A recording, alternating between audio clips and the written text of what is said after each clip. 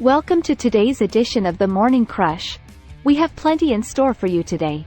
Before we start, don't forget to subscribe to the Morning Crush and get kick-ass content like this delivered straight to your inbox.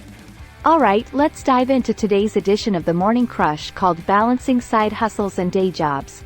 How employers can support their workers' creative ventures. Are you looking for a new banking relationship for your business? While it is hard to know who to trust in today's turbulent banking world, our friends over at Mercury.com are the best in the business. They have an excellent suite of online tools, easy processes, up to $5 million in FDIC insurance and much more that make them the clear choice for your business need. Check out Mercury.com, the online bank for businesses and startups. You will be glad you did. On to today's featured story, Balancing Side Hustles and Day Jobs. How employers can support their workers' creative ventures. According to recent studies, the pandemic has accelerated a shift towards a new job model as employees increasingly reject the belief that a single job can satisfy all their needs. Instead, people are opting for building a portfolio of simultaneous roles to create their careers and support their lifestyles. As side hustles become increasingly normalized, employers who reject them altogether may find it difficult to hold their ground.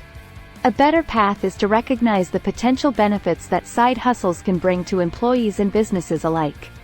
Providing flexibility and understanding will help employees pursue their passions.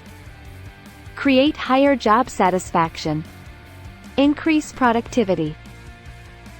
Increase creativity. Upskill employees faster. With the help of today's gig economy, it's easier than ever for employees to create a side hustle quickly and easily, often without any additional investment beyond a smartphone app and the car or spare bedroom they already have. Employees are becoming free agents, relying increasingly on themselves to carve out a meaningful and rewarding professional life. In 2021, 34% of Americans reported having a side hustle, and over 60 million people plan to start one. Side hustles provide extra income, new learning opportunities, and more enjoyable work. While encouraging side hustles, employers should establish clear boundaries and expectations to avoid any conflicts of interest that may arise. They can also provide resources and support for employees with side hustles, such as training, mentorship, and networking opportunities. Here are some tips for balancing your employees' desire for personal fulfillment with the needs of your business. Encourage transparency. Encourage your employees to be open and upfront about their side hustles and creative projects. Set realistic goals and boundaries. Help your employees set realistic goals and boundaries for their side hustles and creative projects. Foster a culture of creativity. Creating a work environment that encourages creativity can help your employees thrive both in their day job and in their side hustles. Provide opportunities for growth. Offer opportunities for your employees to develop new skills and pursue their passions within the context of their day job. Side hustles and creative projects can be a great way for employees to explore their passions and develop new skills. As an employer, it's important to support your employees' personal pursuits while also ensuring that they are able to maintain their productivity and focus on their day job.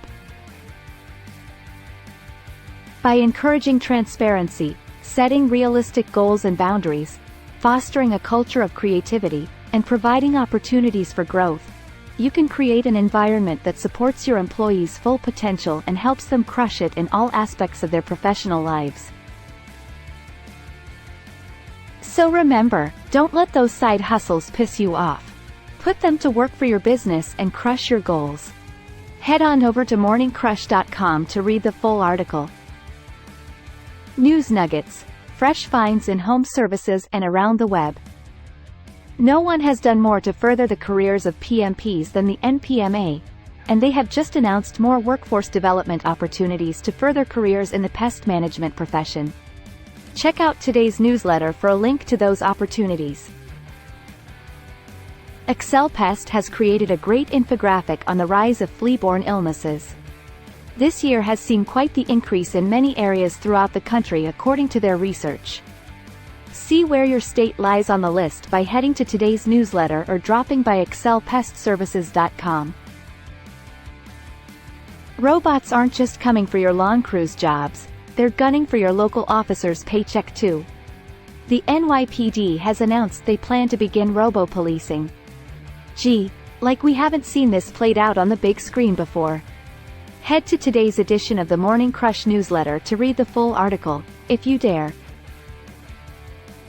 Inspiration Ignition. Talent wins games, but teamwork and intelligence win championships. Michael Jordan. Time to up your game. Today it's squad success. Build a hardcore training plan for your blue-collar army with Rally Rachel. Attention HR warriors, Rally Rachel here. If you want to create a winning team of home services professionals, then it's time to get hardcore with your training plan.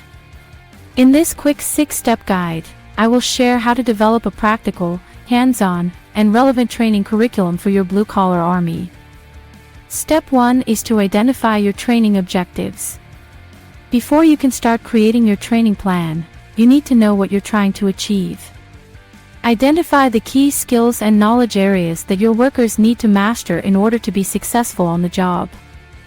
On step 2, you assess your workers' current skills. Once you've identified your training objectives, it's time to assess where your workers currently stand.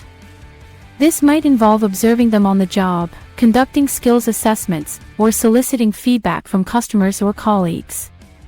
For step 3, it's time to develop your training curriculum. This might involve a mix of classroom training, hands-on practice, and on-the-job coaching and mentoring. The key is to make sure that your training is practical, engaging, and relevant to your workers' day-to-day work. On step 4, set clear goals and objectives. These might include things like improving customer satisfaction ratings, increasing first-time fix rates, or reducing the number of callbacks. Make sure that your goals are specific, measurable, and achievable. Step 5 is to go ahead and implement your training plan. Make sure that your workers have the time and resources they need to fully engage in the training process.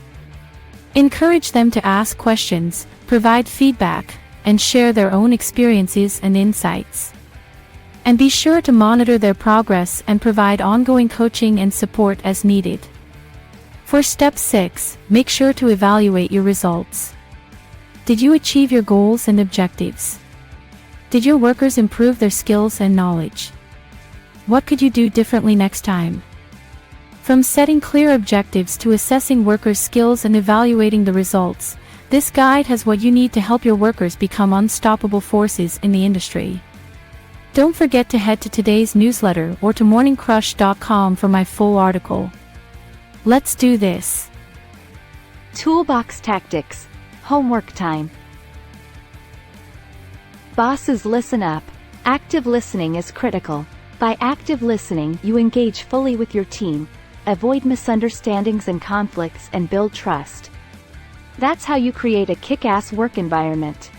Before we continue, remember to head on over to morningcrush.com and read Rally Rachel's full article on active listening. Also, make sure to sign up for the newsletter to get tips like this delivered straight to your inbox.